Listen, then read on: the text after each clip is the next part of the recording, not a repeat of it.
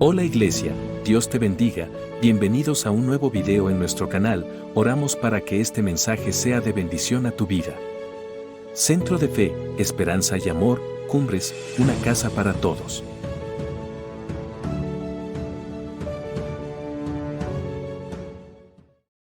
Entonces vamos a entrar al tema, hermanos, y tocando a lo que hoy se celebra. No entremos en debate que si la Navidad es de Dios, que si no, que si el PIB. O sea, si quitamos afuera todo ese pleito, todo ese problema, el resultado es que la Navidad es un porqué. Fuera de que si es bueno o es malo, como creyentes, la Navidad tiene un porqué. Y a veces decimos, es el el domingo antes del fin de año y se va a hablar sobre las profecías de la Biblia, ¿va? De Isaías, de Ezequiel, de todos los que hablan del Mesías. Y a veces decimos, ya se va a predicar tal cosa, del nacimiento de Jesús. Y nos hacemos ideas y nos cerramos a decir, ya me lo sé. Es como en Semana Santa. ¿Qué se habla en Semana Santa? ¿Qué se habla? ¿De las qué? 7 palabras de Jesús, de la crucifixión.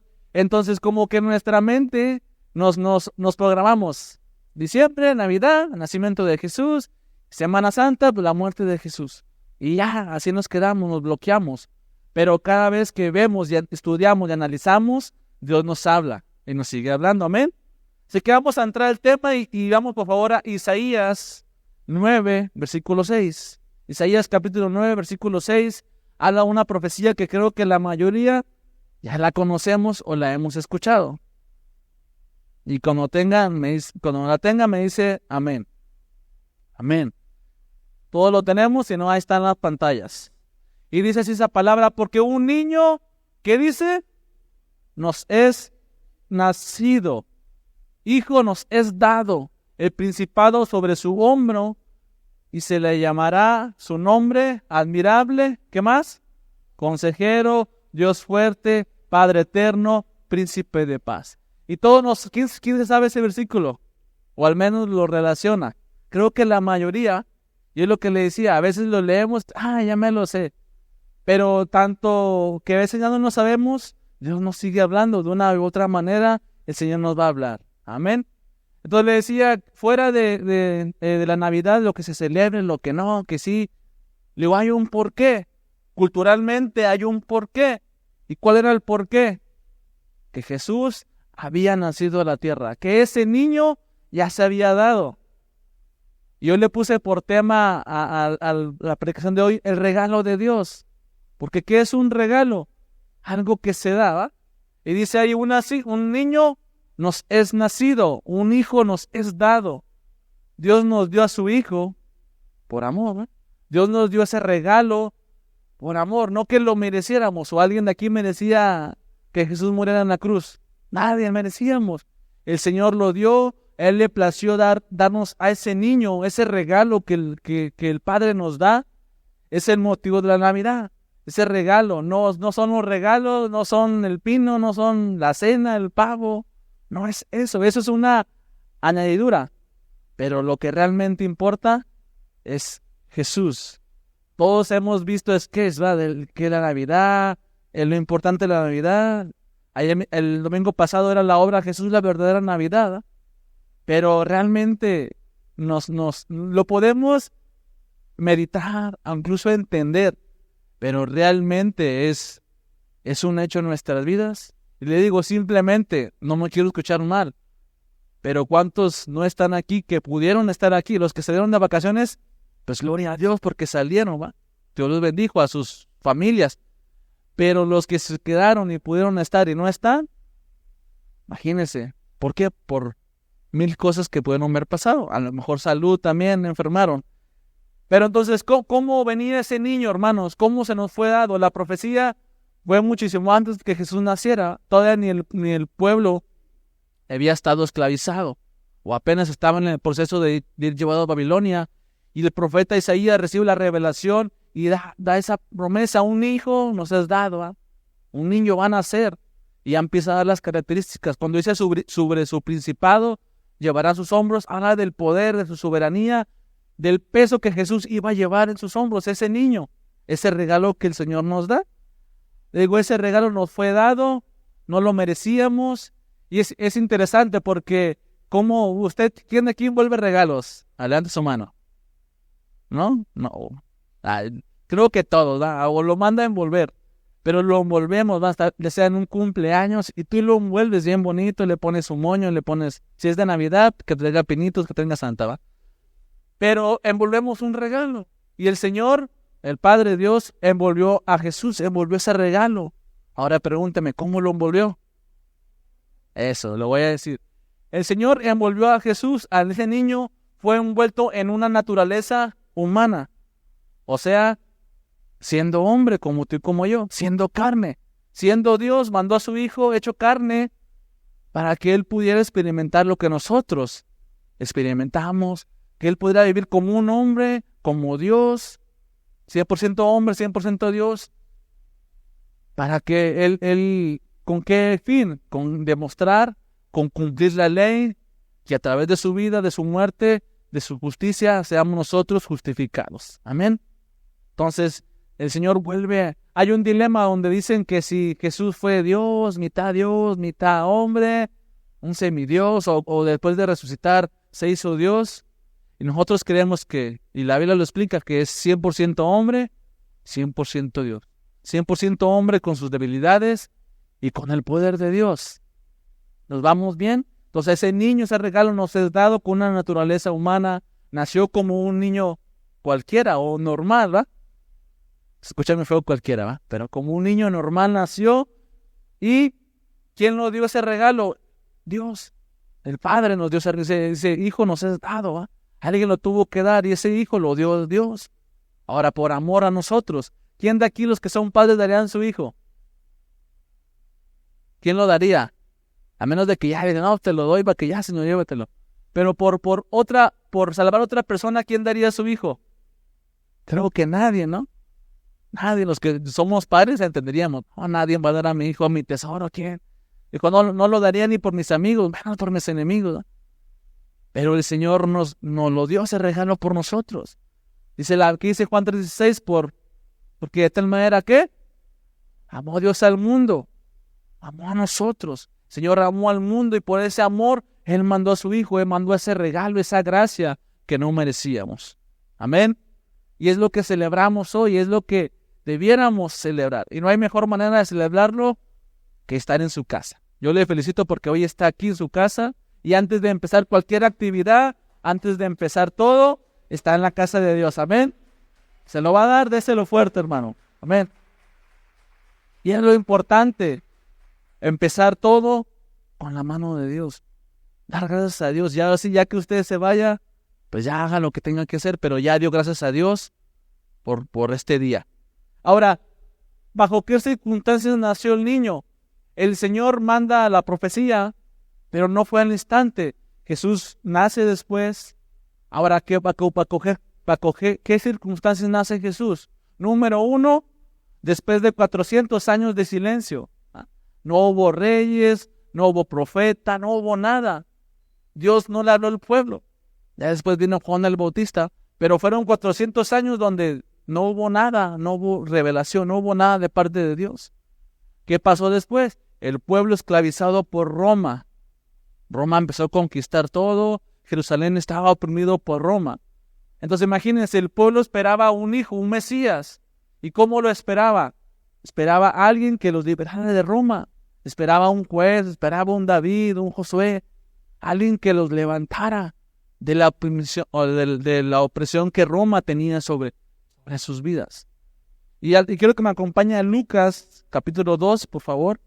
Lucas 2, del 25, capítulo 25, versículo 25. Lucas 2:25 relata algunas historias o relata a dos personas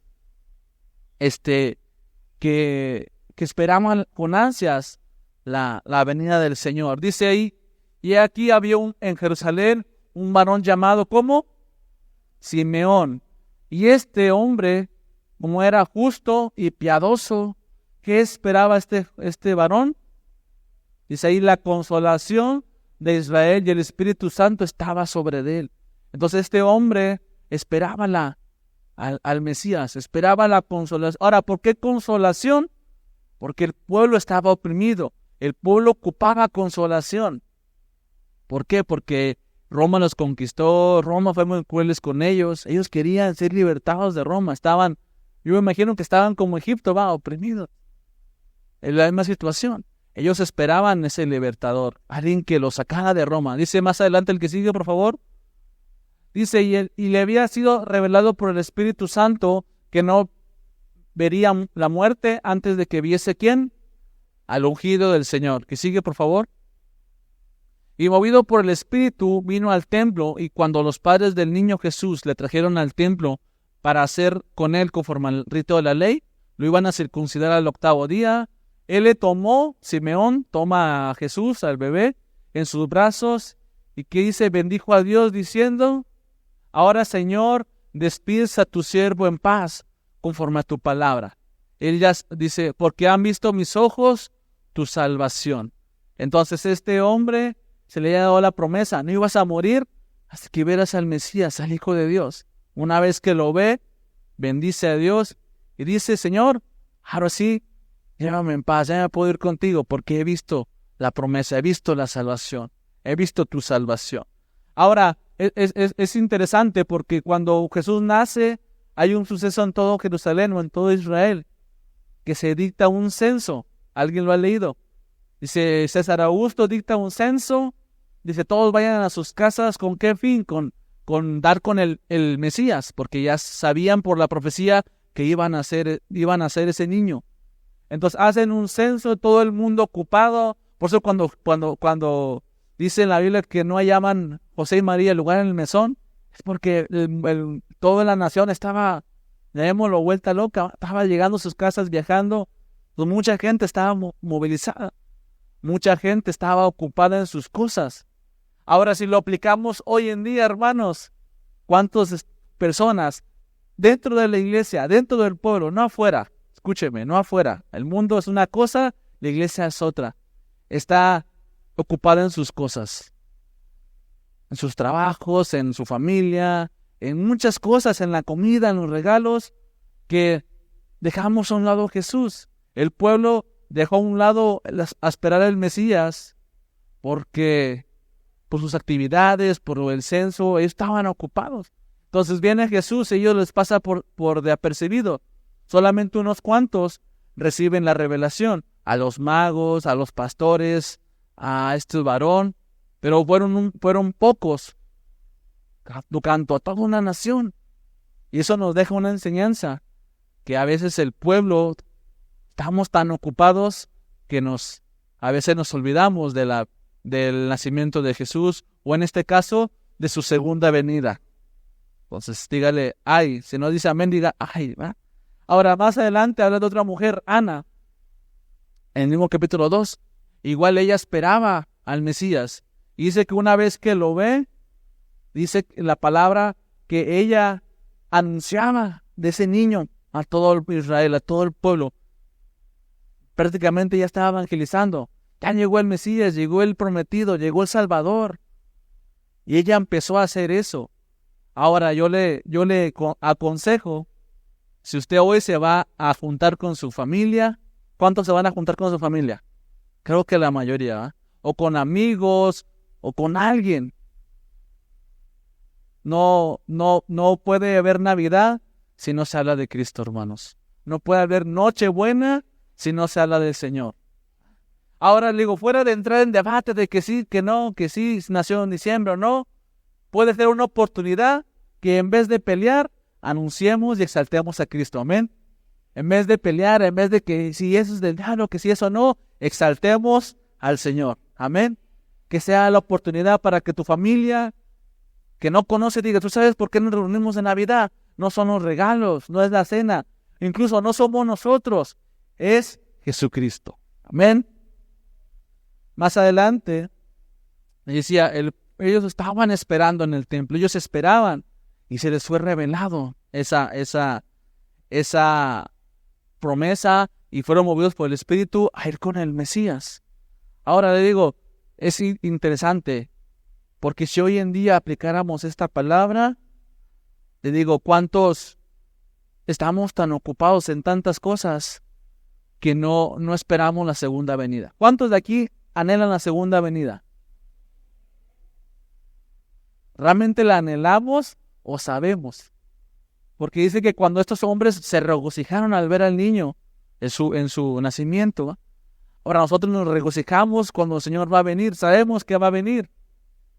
Pero a veces el saberlo me hace, va a venir. Pero realmente lo esperamos. El pueblo sabía que venía el Mesías, pero estaba tan ocupado que, pues, cuando vino le pasó de noche, dicen por ahí. Así a veces estamos nosotros, esperamos que venga Jesús, pero realmente esperamos, porque Él puede venir y realmente nos iremos con Él. Realmente anhelamos o estamos tan afanados en otras cosas, ocupados en el amor, en el trabajo, en la escuela, en muchas cosas que no son malas, pero a veces estamos tan ocupados en ciertas cosas que olvidamos poner los ojos en Jesús. Y eso es algo que, pues, es tremendo, porque eso nos viene a quitar la vista del Señor. Ahora seguimos con Isaías capítulo 9, versículo 7. Y ya empieza a decir del niño, de la promesa. El pueblo esperaba el Mesías. Ellos esperaban, decía, un Mesías revolucionario, político, que los oprimiera de Roma. Pero Jesús no vino a liberarlos de la opresión de Roma. Él vino a liberarlos de la opresión más importante, que es el pecado. De esa opresión el Señor nos vino a sacar. Versículo 6 dice más adelante. Este es el 7, el 6, por favor. Entonces ya empieza a hablar del niño, del nacido. Un niño nos ha nacido, nos es dado. Dice, y el principado, hablando de su autoridad, de su potestad, de su dominio. Dice, será sobre su hombro. El Señor Jesús, ese bebé, ese Mesías, iba a cargar con ese peso. No solo del pueblo, sino de todos nosotros. Dice, y se llamará su nombre, admirable, consejero, Dios fuerte, Padre eterno y príncipe de paz. Y es interesante los nombres que se le da a Jesús, o en este caso al Mesías. ¿Por qué? Porque le empieza a dar ciertas características que Él iba a hacer no solo en el pueblo, sino en nosotros. El número 1, ¿cuál dice? Admirable. Ahora, hermano, si usted admira a una persona, a un amigo, a su padre, a alguien, nadie, a un jugador de fútbol, a alguien. Todos en un momento llegamos a admirar a una persona por sus cualidades, por lo que ha logrado, pero la persona que más admirable es Jesús. Jesús fue y es el admirable en su entrega, hermanos. Es la persona más admirable, porque ¿quién se va a entregar por amor? Nadie. Eso es digno de admirar su entrega, admirar lo que Él hizo, lo que dejó por venir a nosotros. Dejó su gloria para nacer en deshonra. ¿Por qué? Porque estando con el Padre, con la gloria de Dios, dejó el cielo para nacer en un pesebre. Ahora, nacer en un pesebre, pues era algo deshonroso humanamente, porque era donde comían los animales. Y Él dejó todo eso por amor a nosotros. Eso es digno de admirar. Jesús es el más admirable. Dice, dejó al Padre para unirse a discípulos que más adelante lo iban a traicionar. Dígame si eso no es digno de admirar. Es digno de admirar. La persona más digna de admirar es Jesús.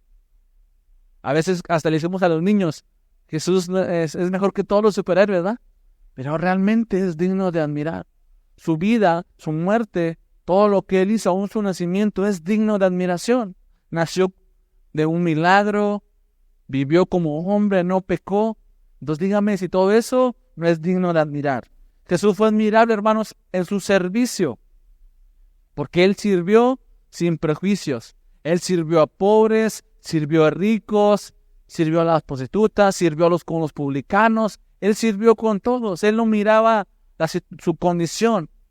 Él miraba lo que necesitaban, que necesitaban consolación, necesitaban salvación, necesitaban perdón. Entonces, Él era admirable en su servicio. Él sirvió, aunque todos lo dejaron, ¿no? La multitud lo seguía por lo que Jesús daba. Unos cuantos lo siguieron por el mensaje, porque era el Mesías. Pero él no les dijo, tú nada me sigues por comida. Una vez les dijo, ya cuando se empezaron todos empezaron a ir. Pero él no miraba eso. Él miraba lo que él hacía. Y nosotros debemos de admirar eso, que cada que sirvamos, sin prejuicios, hacerlo de la mejor manera, ¿va?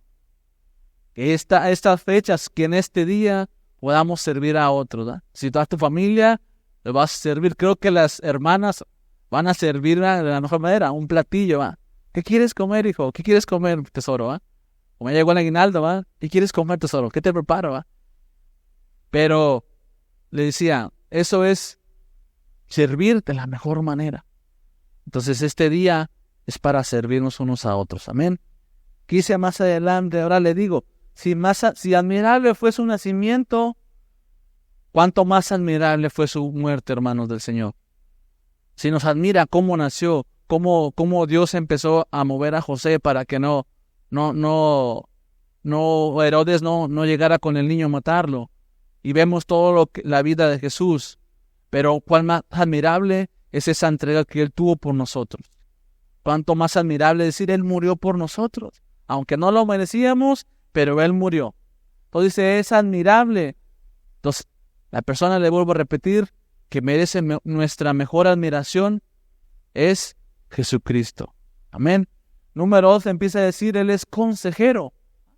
Ahora, un consejero, ¿qué es o qué función lleva? Un consejero debe ser alguien que sea sabio, ¿no? Un consejero debe tener sabiduría. Y dice la palabra que en él habita toda la sabiduría. Dios habita la sabiduría, habita la inteligencia con el Señor. Entonces, Él es sabio. Jesús, o un consejero, ha tenido nuestras propias experiencias. Dice la Biblia que Él fue tentado en todo, pero no pecó. Pues Jesús pasó por unas situaciones, sí. Ese consejero, ese admirable consejero que es Jesús, se identifica con nosotros, se identifica con nuestras debilidades, porque le decía, Él fue hombre, tuvo necesidades, comer, dormir, descansar, ¿ah? Fue tentado en todo, pero Él no pecó.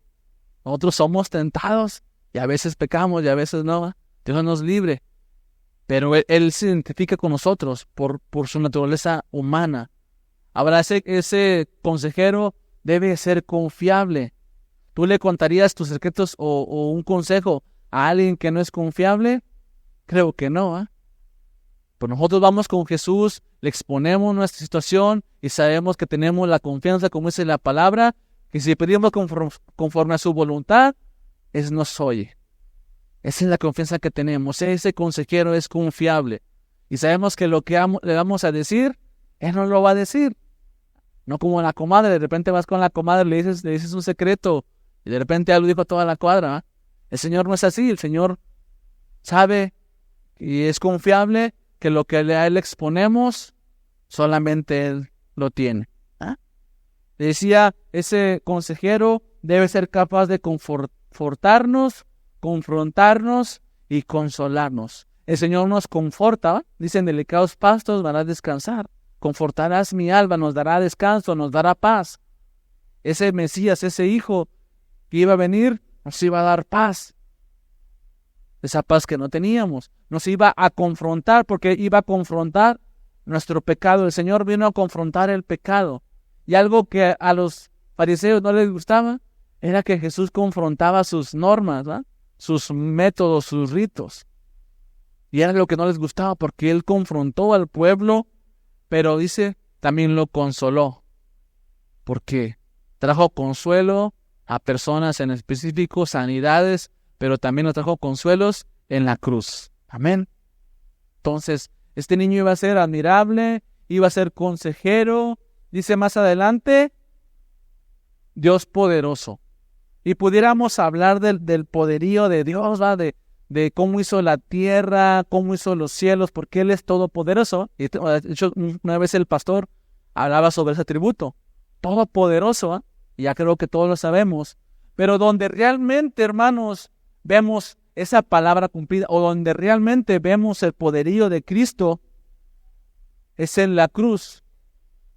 Imagínese, cansado, golpeado, abandonado, herido, burlado, todo lo que Jesús sufrió en su peor momento, en su momento más débil. Escúcheme, Jesús en su momento más débil, ahí triunfó sobre todas las huestes celestiales. Ahí triunfó sobre todos los poderes de las tinieblas. En esa cruz, en ese momento más débil, Él triunfó. Él venció a Satanás, Él derrotó al enemigo. Y es donde vemos su poder, es donde vemos el poderío del Señor.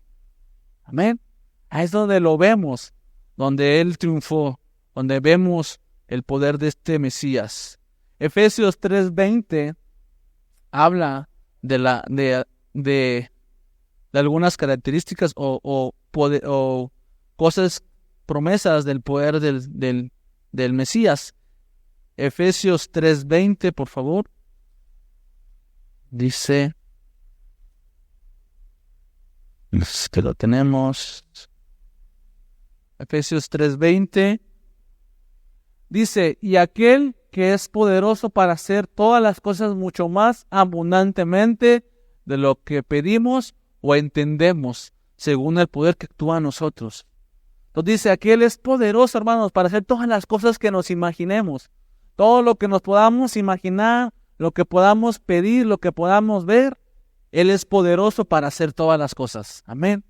A veces decimos, yo creo que esto es imposible para Dios, pero para Él todo es posible. Hebreos 2:18, dice Hebreos 2:18, si lo tienen por ahí, si no, entonces lo leo. Dice, pues aun cuando Él mismo padeció, siendo tentado en todo, ¿qué dice? Es poderoso para socorrer a los que son tentados. Entonces Él tiene el poder, hermanos, porque Él padeció. Él tiene el poder para ayudarnos cuando somos tentados. Entonces, si tú estás pasando por tentación, por prueba, levanta tus ojos y dile, Señor, ayúdame, porque tú lo padeciste, tú me vas a ayudar. Y Hebreos 7:25, más adelantito, Hebreos 7:25 empieza a decir otra promesa. Dice, por lo cual puede también salvar perpetuamente, salvarnos para siempre, ¿no?, de la condenación. Dice, a los que por Él se acercan a Dios.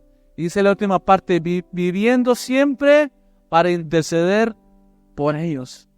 Entonces el Señor es poderoso, hermanos, y cuanto más que intercede por nosotros. ¿Usted alguna vez le ha pedido a alguien que ore por usted? A su esposo, al pastor, a un líder, ora por mí.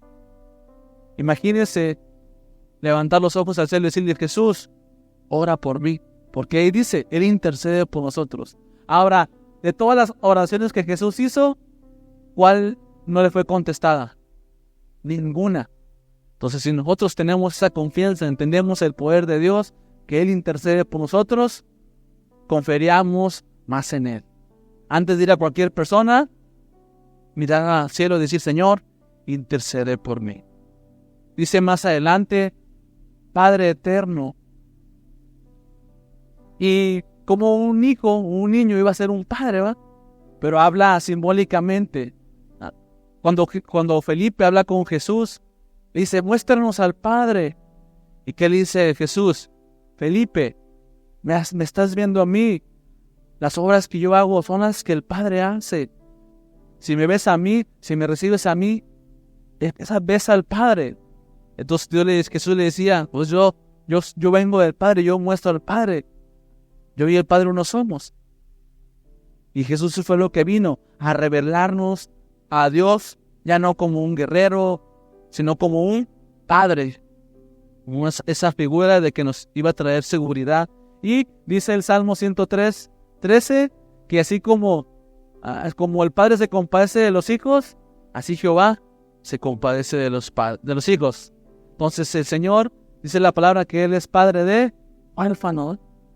Entonces, con ese amor, con esa ternura, con esa compasión, el Señor se padece de nosotros. Como ese Padre es nuestro Padre eterno. Los padres terrenales, pues llega un momento donde mueren. Y nosotros como padres, en algún momento vamos a morir.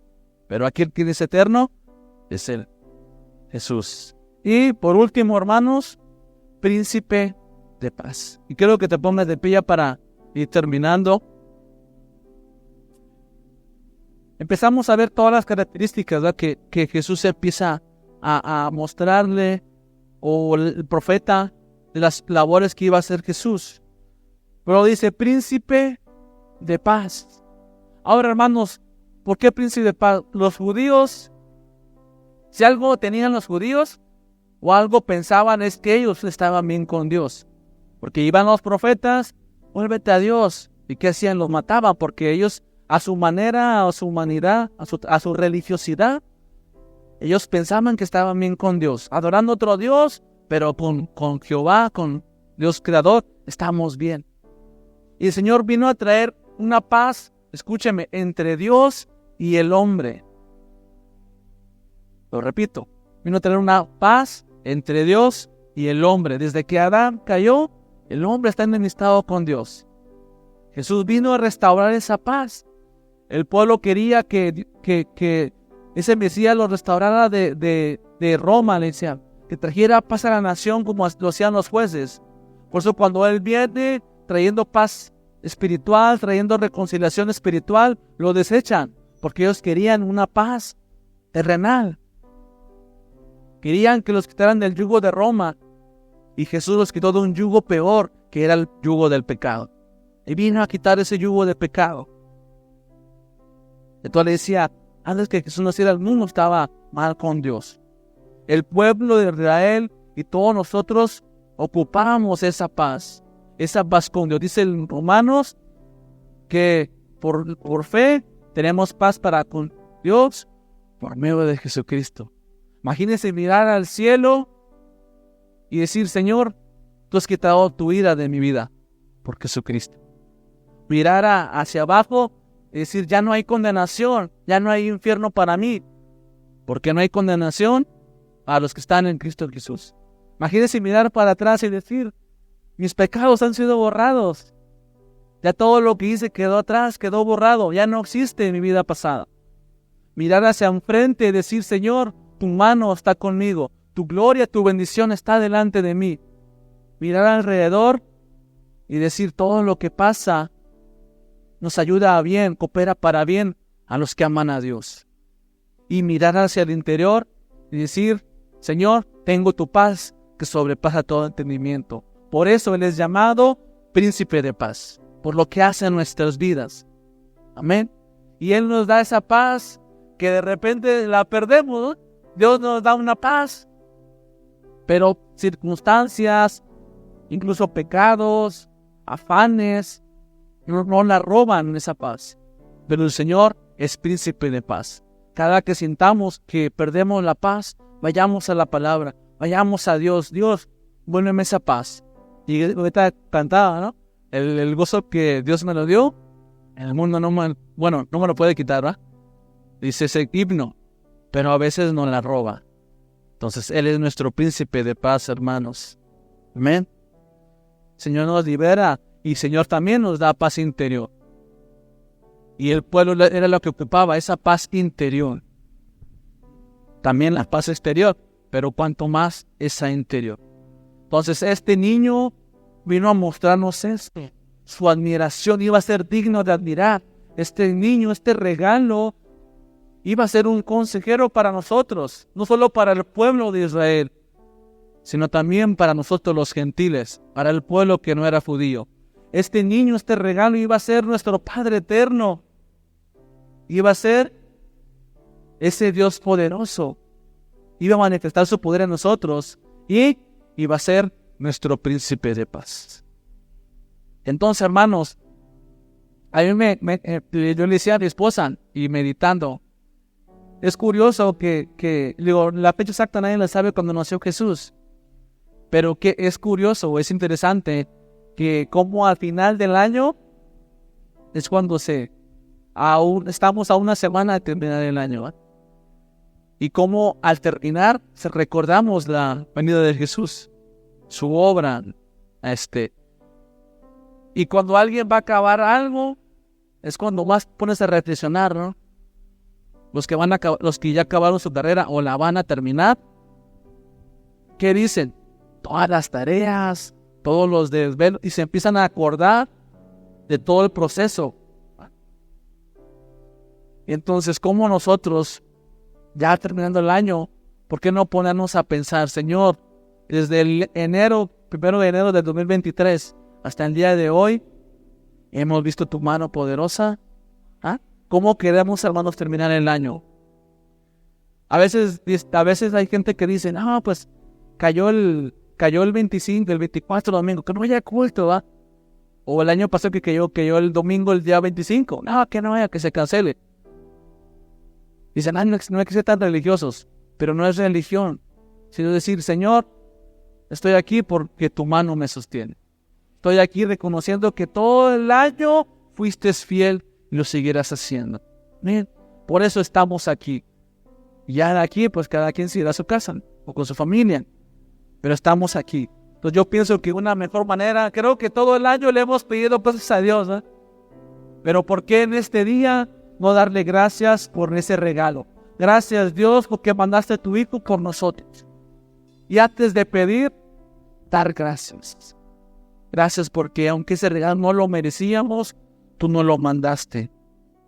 Gracias por ese regalo que no lo merecíamos.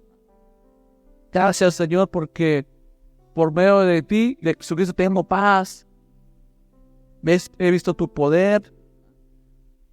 Que este año, hermanos, terminémoslo confiando en el Señor. Muchos de aquí terminaron el año pues con todo lo que prometieron. Y lo voy a decir con mucho respeto. Muchos de aquí terminaron el año tal vez con pérdidas, familiar o algo, ¿va? El trabajo, no sé. Pero Dios tiene el control en todo eso. Dios tiene el control en todo, hermano. ¿Y por qué no agradecerle? Confiar en Él, que terminemos el año confiando en sus promesas, confiando en el que Él es admirable, confiando en el que Él es mi consejero, en el que Él es mi Dios poderoso, en que Él es mi Padre eterno, en que Él es mi príncipe de paz. Y aún las promesas que la palabra tiene. Entonces, ¿por qué no damos gracias a Dios, hermano? ¿Por qué no hoy tomamos un tiempo para agradecer a Dios? No pedirle nada, sino simplemente agradecerle. Agradecerle porque este año pasamos tanto cosas buenas como cosas malas, pero de todas aprendemos. Si no aprendimos, pues ya somos nosotros, ¿verdad? Pero el Señor ha sido fiel. Entonces, ¿por qué no levanta sus manos, cierra sus ojos un momento